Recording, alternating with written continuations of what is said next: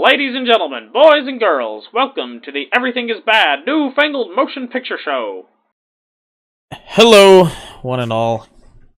Welcome to our new episode of the New Fangled Motion Picture Show with our boring intro that Nolan insisted on, where we're going to be reviewing Mortal Engines.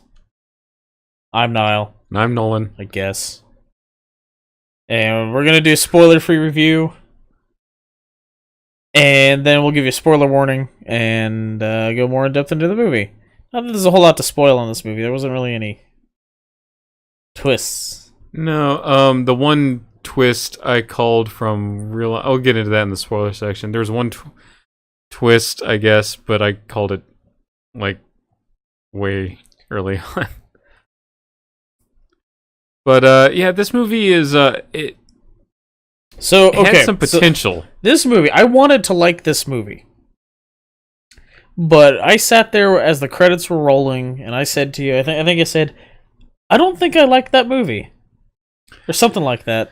Yeah, the real problem is this movie is adapted from a series of books, and it's 7 books. 7 books. And it's all compressed down into a 2.5 hour, roughly 2.5 hour movie. Oh, that's worse than Dune, than the Dune movie. Because at least that's just one book that they try to compress down into a movie. Yeah, and they actually hit all the high points. Yeah. In Dune. But, yeah, 7 it's books, a lot man. of books compressed down. So throughout the whole thing, the first half of the movie, there's all these things happening and, references and a little bit of world building and stuff, and you're just, sitting there and you're like, I have a lot of questions right now. And then the second half of the movie... I guess mostly in the third act, I guess. Yeah. They answer some of those questions, but then you're just sitting there going, "All right, now I have more questions. They're just different questions now." Yeah, so this movie is a pretty interesting world, but there's not enough time to world build it, and that there, obviously with 7 books, there's a lot of time to do that. In there, I would assume, and so a lot of these questions we're left with in the movie are probably answered in the book. I would hope so, anyway.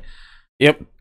I mean, there were parts that were like, "Oh, that's neat. I want to know more about that." And then they go, "Here's the answer to that," and you're like, but it's really glossed over. It's really glossed brief. over, and it just opens up for more questions. Yeah. But I mean, admittedly, this is a strange movie, and you could not pitch. You could not go into a studio executive's office and go, "I want to make this 7 book series that's just freaking weird. I want to make it into multiple movies."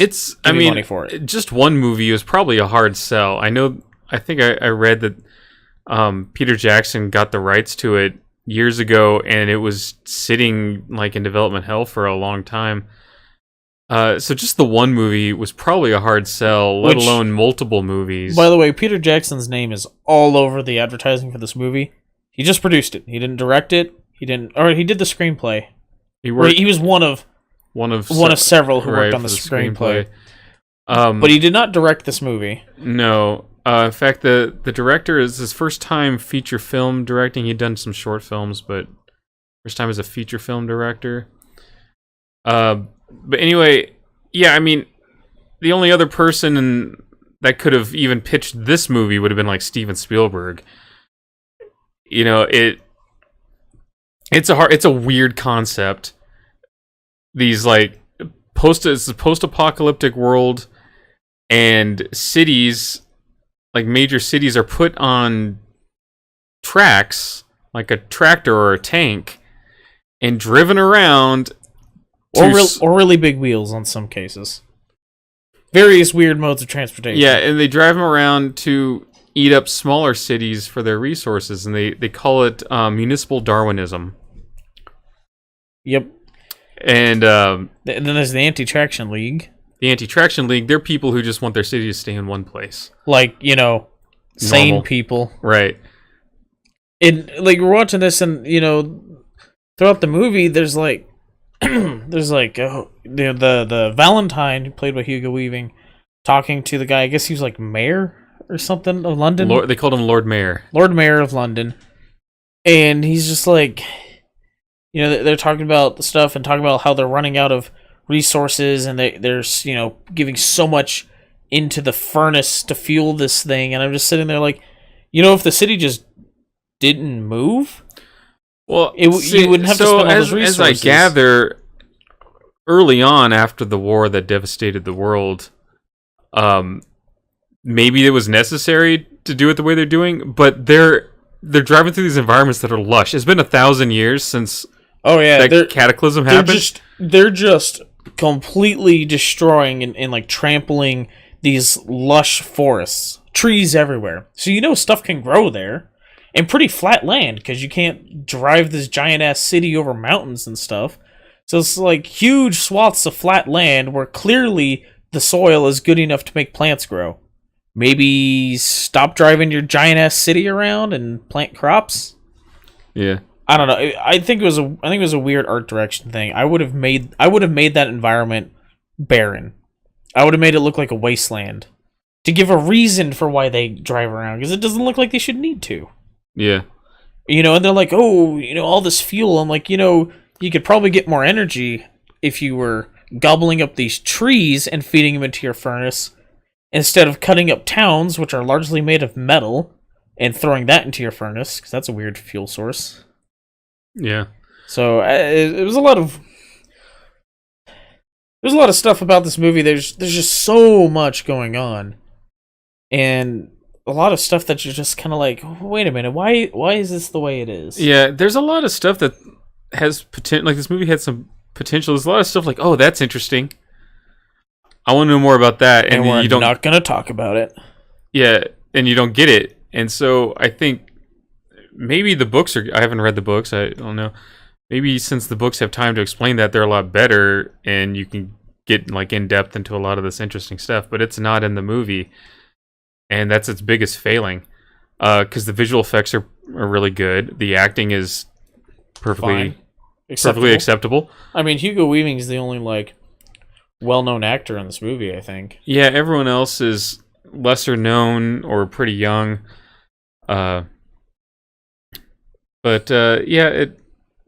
If they had just had time to develop things more, and the movie's already over 2 hours long, but if they had been able to split this into several movies, I think they'd been better. I think even just like 2 movies would have been sufficient to make this a lot better. Yeah, I think so. And they could have delved more into some of the more interesting world building aspects. Yeah, and I will say, just bumped the mic there. I will say something, not a spoiler, but something I really wanted to happen that didn't, is I wanted a bigger city than London to show up and see how London deals with it. Or any other large city. Yeah, because like London has moved onto the mainland and is now like terrorizing all these small European towns. And that's like a big deal to the people living in Europe. I guess there's a land bridge between the British Isles and Europe at this point.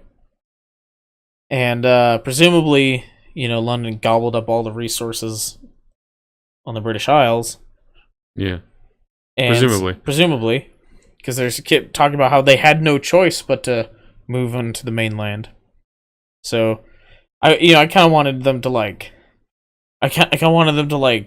go, like, encounter another city, and they're like up on the bridge, and they're just like, and like someone looks out and goes, like, says something, and like, oh, what's that? And then goes, it's Moscow. And then it's like the Kremlin on wheels. Yeah. Rolling at them, and they have like a big city on city fight. That would have been cool, I think. With cannons and stuff. Yeah, because it would have been like almost a naval battle. Yeah, because there's all kinds of like fixed artillery and stuff, and they have airships flying around. I think that would have been real cool, and it just never happened. Yeah, but I mean, this movie's gonna lose money though. I mean, our theater had only a few people in there. It was Saturday night at a primetime showing. There were a lot of people at the theater, but none of them were there to see that movie. Nope. There was apparently like a preview for Aquaman. I think that's what everyone was there for. Well, there was that, but there was also some. I mean, there's Once Upon a Deadpool was in a bigger theater than the theater we saw Mortal Engines in on opening weekend. Yeah. Playing a like what at this point like 7-month-old movie or something like that, or longer. Yeah. I forget when it came out. It was this year, right? Yeah. Yeah. So several month old movie. I mean, essentially, they did add some things to it, but it was in a bigger screening room than this blockbuster CGI extravaganza. So it's just it doesn't bode well. No, obviously this movie took a lot of money to make, I think. That might be why its cast is part of the reason why the cast is a lot of unknowns, is to save on cost. Yeah, I kind of get the feeling Hugo Weaving is probably kind of friends with Peter Jackson at this point. I mean, he did 6 movies with him. Was he in all 3 of the Hobbits? Hugo Weaving, no, he's only in like one of them, I think. He was only in the first one?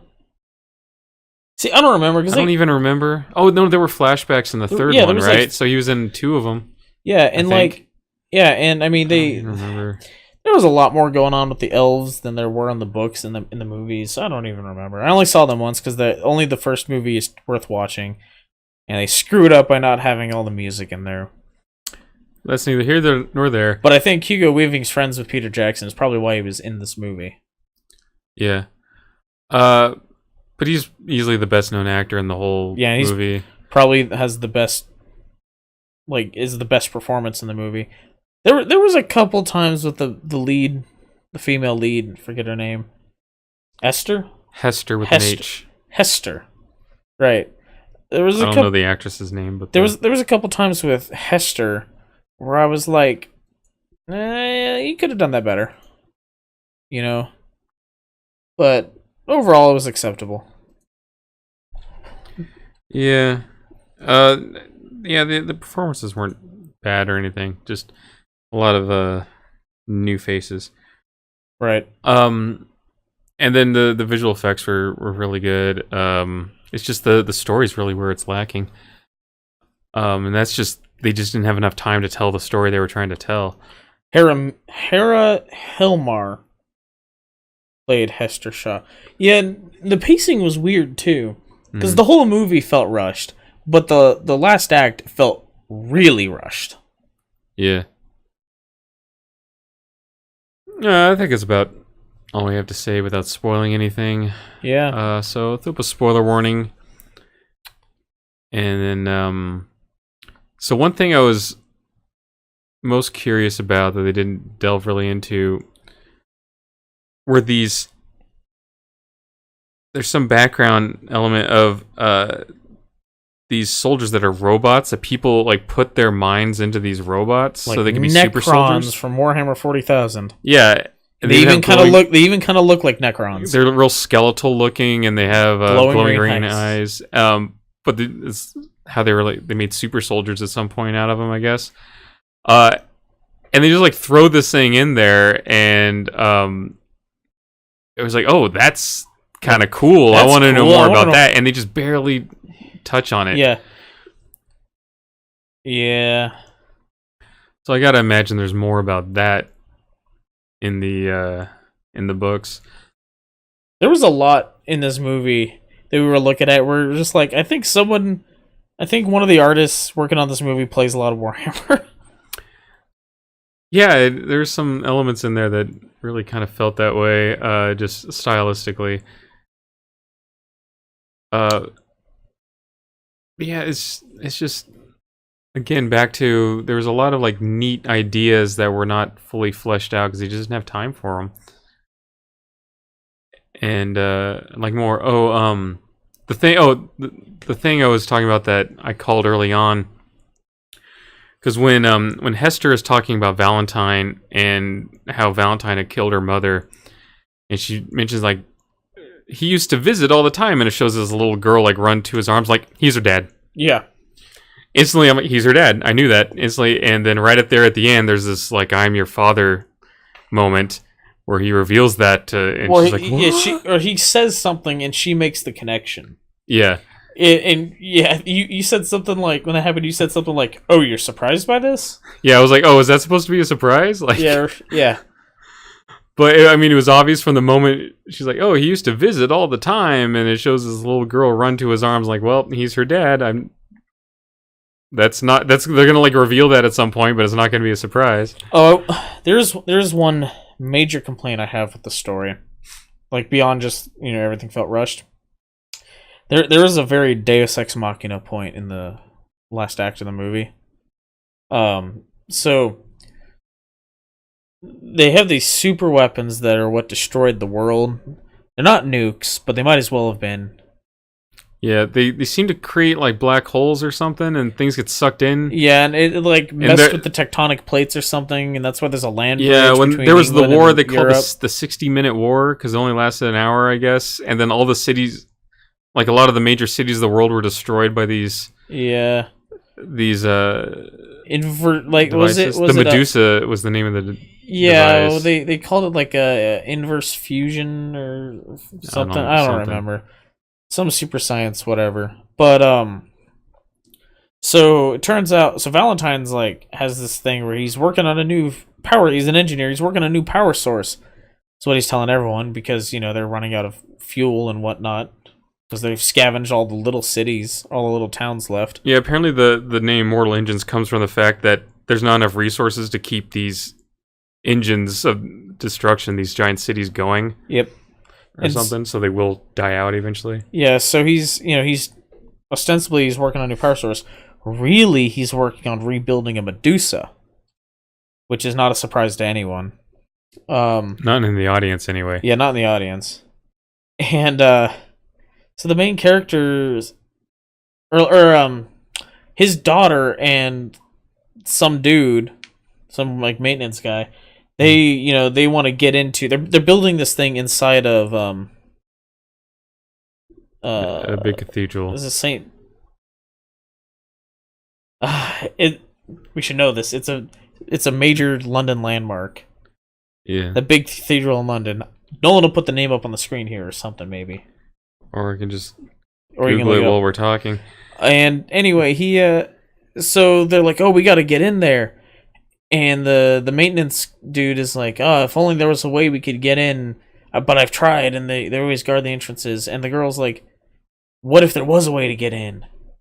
It's St. Paul's Cathedral. St. Paul's Cathedral, thank you. And she's like, have you heard of the Cat's Cradle? And the audience is like, well, we haven't. Yeah.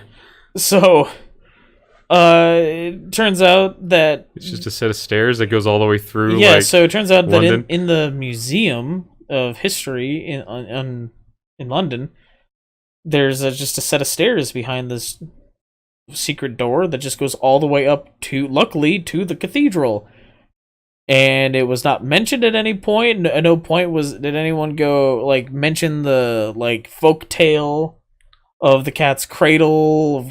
It's an access way from when they built the city originally or anything like that. Mm. No implication, nothing that should imply that there is a set of stairs hidden in the museum.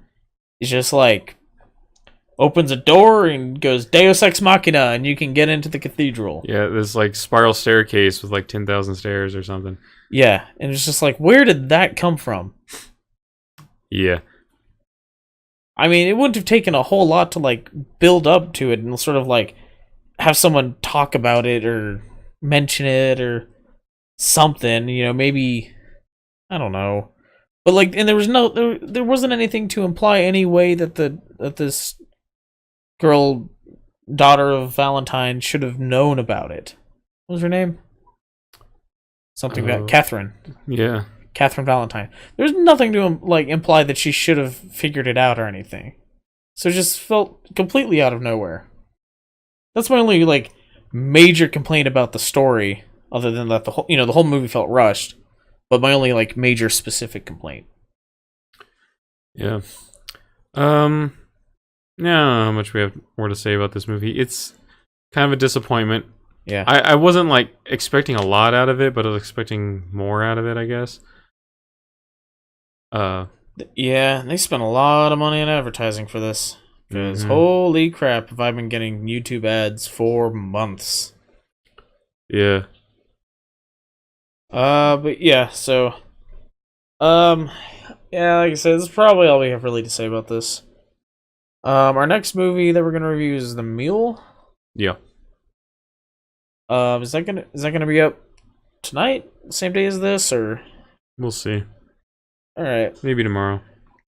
That's that new Clint Eastwood movie, in case you didn't know. Next weekend's gonna be busy. There's Mary Poppins, Bumblebee, Aquaman, and Welcome to Marwin. Yeah. Ooh, All boy. that. Oh, man. Some of those are gonna have to be bumped back because we're gonna have guests in town on the Well, weekend. we can make it work. We'll see. We can see something on Friday night. Yeah. We'll see what happens. Yep. Also, Monday is documentary They Shall Not Grow Old. Tomorrow. Is this going up tonight? Should. All right, so tomorrow, and then again on the 27th, which is a Thursday, is the documentary They Shall Not Grow Old, or They Will Not Grow Old? They Shall Not Grow Old. Right? Yeah. Which is a documentary by Peter Jackson using footage from World War One that's been colorized and have audio added to it. And if the trailer is any indication of how the thing will be, I'm just gonna cry through the whole thing. Yeah. We're not gonna review that because it seems weird to review a documentary, but go see it. It looks really, really well done. And go check out Once Upon a Deadpool. You know, charity to cancer. It's for a good cause. For a good cause. And the stuff it really does add a lot to the movie. Like it's not like it's not just a recut. They recut it, yes, but they add pretty stuff significant. Into it. Like there's some pretty significant additions to it. And the stuff they do adds pretty good. Yep. So go check that out as well if you have the opportunity. And stay through the credits. Well, you stay to the end of the credits. It's a very touching tribute to Stan Lee. Much better than was at the end of Spider-Man. Yeah. But yeah, so that's what we got coming up. If any of that sounds of interest to you, subscribe, like the video. You know, like all the other YouTubers. You know, we're gonna tell you at the end of the video, so like and subscribe, or dislike. I don't care. You have fan interaction, and YouTube bumps you up in the algorithm, as far as I understand it. So, yeah. Until next time. Bye. Thanks for listening.